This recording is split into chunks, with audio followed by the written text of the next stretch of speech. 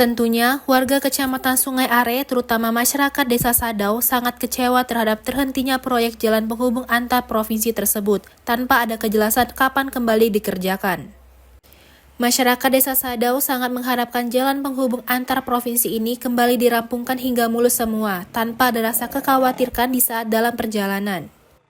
Pertama sekali sangat mengharapkan, karena jalan ini sudah lama terbengkalai ataupun tidak dibangun, sedangkan dari perbatasan dari Bengkulu Selatan dengan Sumatera Selatan sudah dibangun, tinggal sisa lebih kurang 1.500 meter lagi yang belum dilaksanakan pembangunan.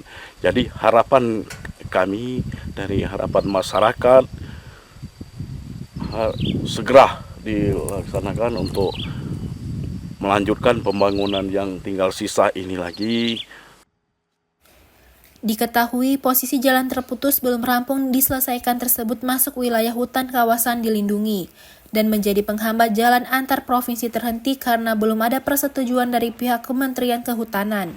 Dari Ogan Komering Ulu Selatan, Teddy Hendrawan, iNews melaporkan.